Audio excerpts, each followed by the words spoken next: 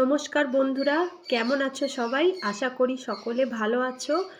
তো গরমে আমাদের একটু তিতো কম বেশি সকলেরই ভালো লাগে। তো আমি আজকে বানাবো গিমা শাকের বড়া। তো এটা অনেকে গিমা শাকও বলে, অনেকে গিমে শাকও বলে। তো তোমাদের ওখানে এটাকে কি বলে জানি না, তো আমাকে কমেন্ট করে জানিও।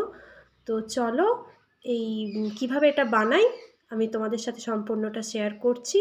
তো চলো রেসিপিটা প্লিজ আমার সাথে একটু থাকো এবং রেসিপিটা সম্পূর্ণ দেখো। চলো। এটা আমাদের ব্যালকনি, ঠিক আছে? তো এর ঠিক নিচে এখানে কিছু গিমে শাক হয়েছে, তো আমি সেগুলো তুলে নেব।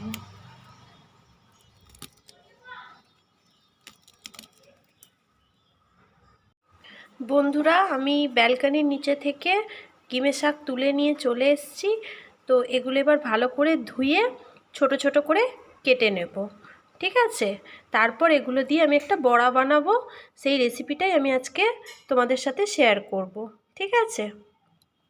গিমে শাকগুলো প্রথমে ধুয়ে নিয়েছি, এবার ছোট ছোট করে এরকম টুকরো টুকরো করে কেটে নিচ্ছি। কাটার পর আরও একবার ধুয়ে নেব। আচ্ছা, শাকটা আমি খুব ভালো করে 3-4 বার জল দিয়ে পরিষ্কার করে ধুয়ে নিয়েছি।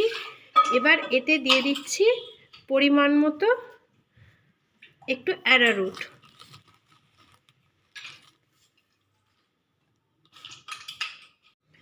এবার দিয়ে দিচ্ছি চালের গুঁড়ি, পরিমাণ মতো চালের গুঁড়িটা একটু বেশি দিতে হবে। আমি 3 চামচ মতো চালের গুঁড়ি এতে দিয়ে দিলাম, ঠিক আছে? এবার নিয়ে নিচ্ছি পরিমাণ মতো নুন।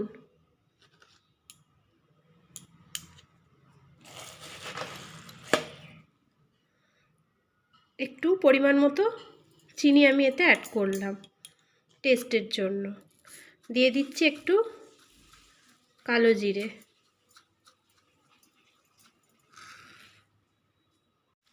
একটু সামান্য হলুদ গুঁড়ো দিয়ে দিলাম, ঠিক আছে?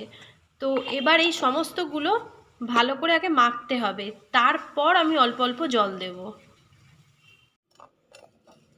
প্রথমে আমি আগে ভালো করে এটা মেখে নিচ্ছি, দেখছি শাক দিয়ে কতটা জল বেরোয়, ঠিক আছে? তো তারপর আমি অল্প অল্প জল অ্যাড করব। আগে ভালো করে এটা শাকের সাথে ভালো করে মিশিয়ে নিতে হবে, চটকে চটকে মেখে, ঠিক আছে? তো আমি পুরো ব্যাপারটা এইরকমভাবে মেখে নিয়েছি, এটা এরকম ঝুড়ো ঝুড়ো হয়ে গেছে। তো এবার এর সাথে আমি পরিমাণ মতো অল্প অল্প জল অ্যাড করব, ঠিক আছে?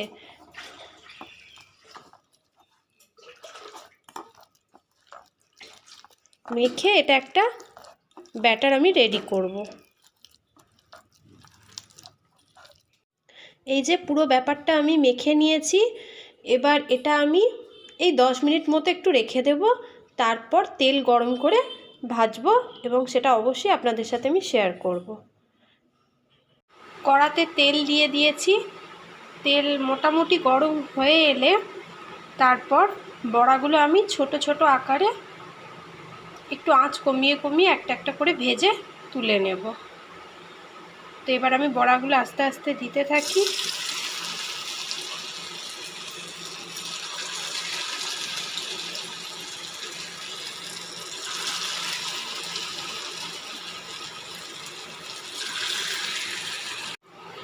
আমি বড়াগুলো এবার মনে হচ্ছে এক পাশটা হয়ে গেছে হালকা ভাজা, তো এবার আমি আস্তে আস্তে এগুলো উল্টে নেব।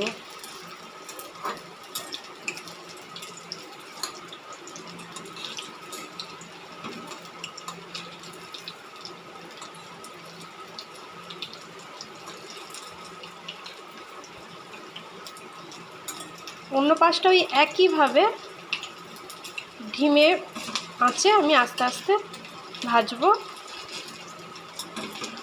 কারণ আঁচটা জোর করলে এটা লাল হয়ে যাবে, ভিতরটা কাঁচা রয়ে যাবে। তো এইভাবে আমি আস্তে আস্তে এগুলো ভেজে নেব। মোটামুটি এবার আমার বড়াগুলো ভাজা কমপ্লিট হয়ে গেছে। এবার আমি এগুলো একটা একটা করে তুলে নেব। বন্ধুরা, আমার সম্পূর্ণ বড়াগুলো ভাজা কমপ্লিট হয়ে গেছে। তো এবার আমরা এটা পরিবেশন করতেই পারি। দেখুন, ভিতরটাও খুব ভালো মতো ভাজা হয়ে গেছে, ঠিক আছে। আর জিনিসটা অনেকটাই কড়কড়ে হয়েছে। তো আপনারা এই রেসিপিটা প্লিজ বাড়িতে ট্রাই করবেন। গরমে একটু তিতো খেতে আমাদের সকলেরই কম বেশি ভালো লাগে। গরম ভাতের সাথে এটা খুব ভালো লাগবে। এটা আপনারা অবশ্যই ট্রাই করে চ্যানেলটি সাবস্ক্রাইব করে আমার পাশে থাকবেন। অনেক ধন্যবাদ।